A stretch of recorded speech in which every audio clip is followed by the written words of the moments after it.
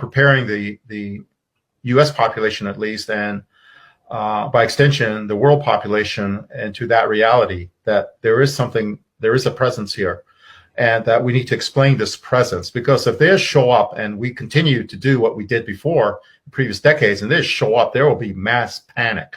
But if you understand that these are real, and we have 5 years from 2022, or maybe now 4 years, if they come in 2027, for the U.S. government to prepare the people about what is up there.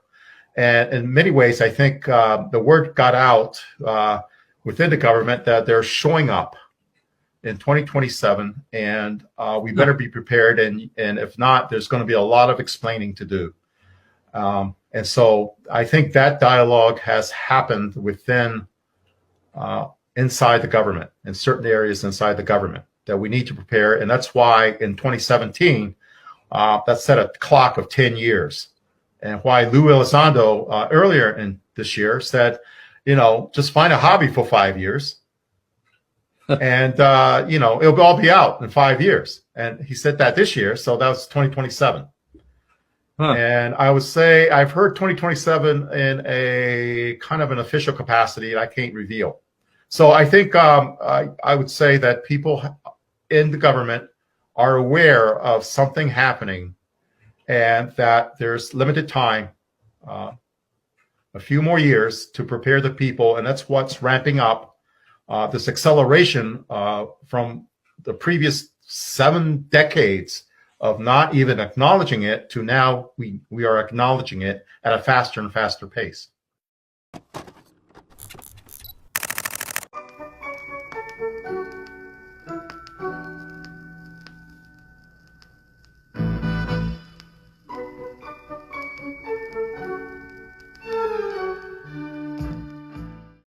All right, Shalom. This is your brother Yawanathan, and first and foremost, I want to give all praises to the Most High, Yahweh, Bahashem, Yahweh Shai, Bahashem, Rekah Kodash. I want to give double honors to the apostles and the elders of Great Millstone.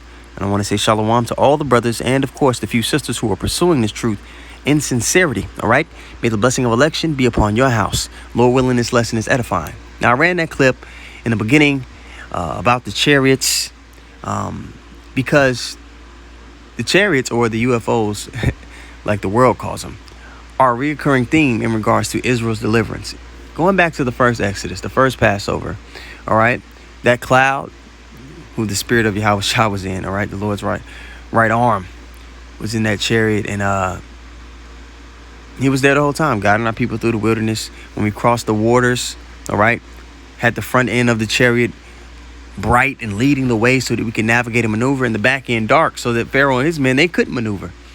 All right.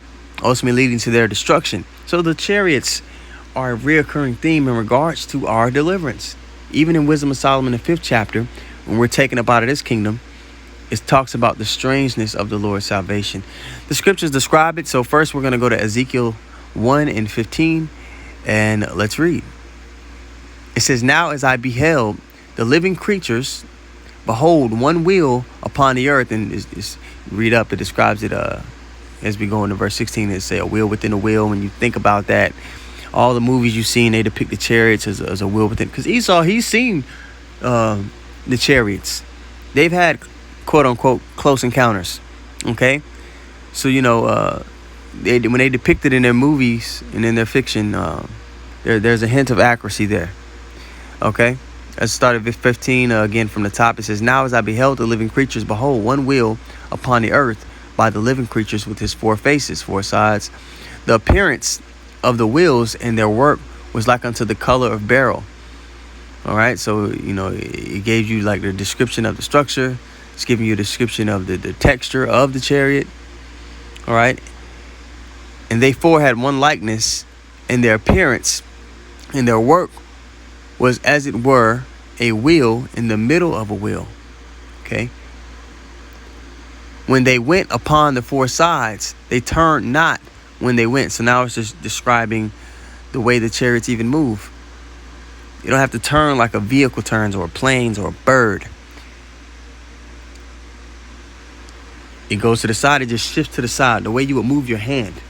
If you're shifting your hand forward, back, side, it doesn't have to turn. You could just shift it the way that the chariots could move in three-dimensional space was on that level, which is far above anything that this devil has come up with. All right, it's going to be a blowout game when the Lord returns with this fleet of angels. Verse 18, as for their rings, they were so high that they were dreadful, and their rings were full of eyes. The eyes are the windows, all right, round about them four. And it's the windows. We know that there's windows in the chariots, especially the ones for our deliverance, the second Exodus that's getting ready to happen, because that prophecy in Psalms has to be fulfilled, where it says, and only with thine eyes thou shalt see the destruction of the wicked. We'll get it after I read verse 19. It says, and when the living creatures went, the wheels went by them. And when the living creatures were lifted up from the earth, the wheels were lifted up. All right, so let's go get that in Psalms here. This is Psalms 91 and 8. It says, only with thine eyes shalt thou behold and see the reward of the wicked. Okay, and we're going to be able to look through the windows of that floor made of glass within the chariots, Lord willing, we're part of that number, and see the burning of Babylon, see the fall of all of the wicked, all those who chose the wrong side. All right, so when the elect are in those chariots looking down, man, they're going to celebrate. They're going to be singing the same way they were singing when they were delivered out of Egypt.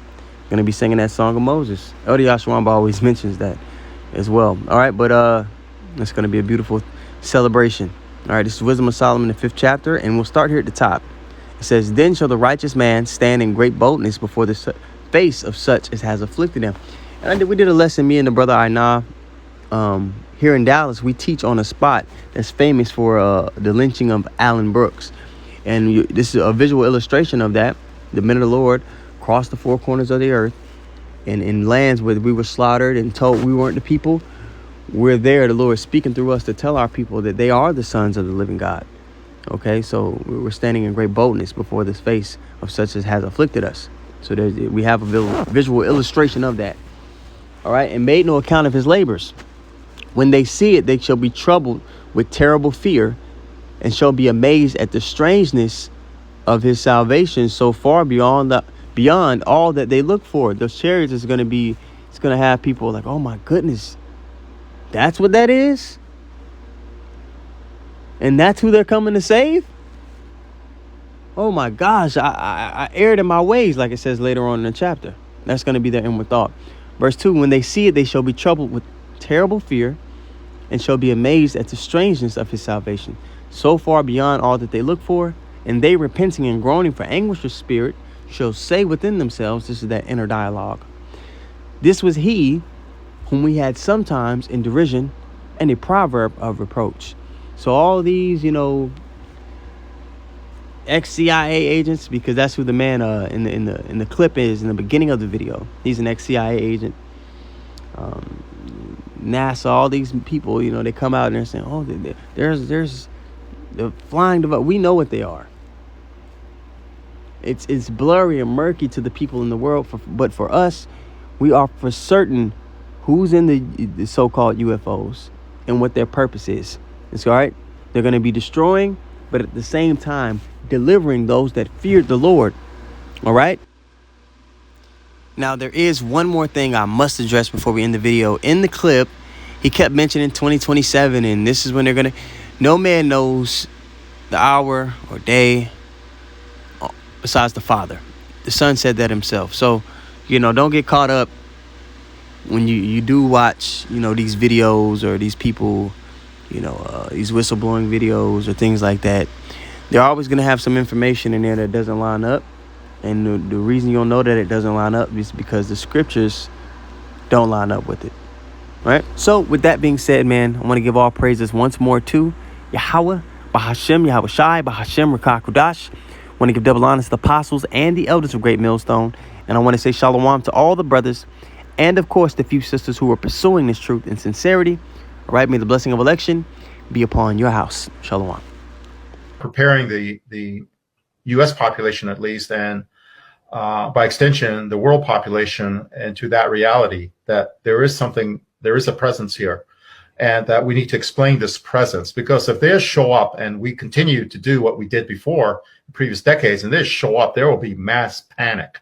But if you understand that these are real, and we have 5 years from 2022, or maybe now 4 years, if they come in 2027, for the U.S. government to prepare the people about what is up there. And in many ways, I think the word got out within the government that they're showing up in 2027, and we better be prepared. And if not, there's going to be a lot of explaining to do. And so I think that dialogue has happened within inside the government, in certain areas inside the government.